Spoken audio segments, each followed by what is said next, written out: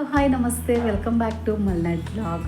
ಇಂದಿನಿಂದ ಇತಿಹಾಸ ಪ್ರಸಿದ್ಧವಾದಂತಹ ಸಾಗರದ ಶ್ರೀ ಮಾರಿಕಾಂಬಾ ಜಾತ್ರೆ ಅದ್ಧೂರಿಯಾಗಿ ನಡೀತಾ ಇದೆ.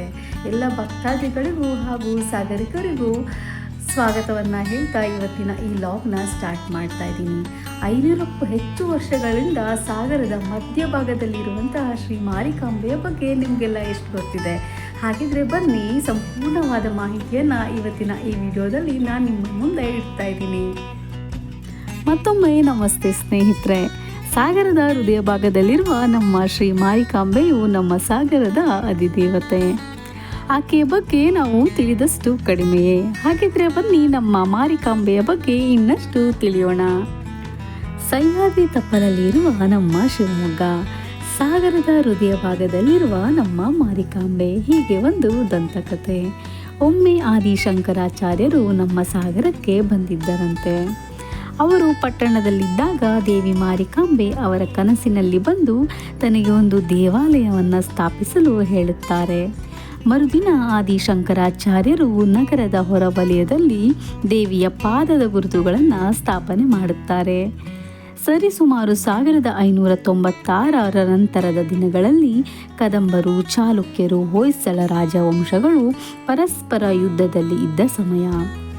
ಆ ಸಮಯದಲ್ಲಿ ಕೆಳದಿ ಮತ್ತು ಇಕ್ಕೇರಿಯ ನಾಯಕರಾದಂತಹ ವೆಂಕಟಪ್ಪ ನಾಯಕರು ಯುದ್ಧದಲ್ಲಿ ಗೆಲುವು ಸಾಧಿಸಲು ಆಶೀರ್ವಾದ ಕೋರಿ ಶ್ರೀ ಮಾರಿಕಾಂಬೆಯನ್ನು ತನ್ನ ಕುಟುಂಬ ದೇವತೆಯಾಗಿ ಸ್ವೀಕಾರ ಮಾಡುತ್ತಾರೆ.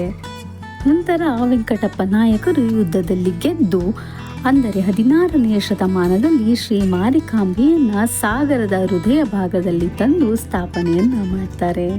ಕೆಳದಿ ಇಕ್ಕೇರಿ ಸಾಮ್ರಾಜ್ಯದ ನಾಯಕರಾದಂತಹ ವೆಂಕಟಪ್ಪ ಅವರು ನಿರ್ಮಿಸಿದಂತಹ ದೇವಾಲಯ ಇಂದು ಇತಿಹಾಸ ಪ್ರಸಿದ್ಧವಾಗಿದೆ.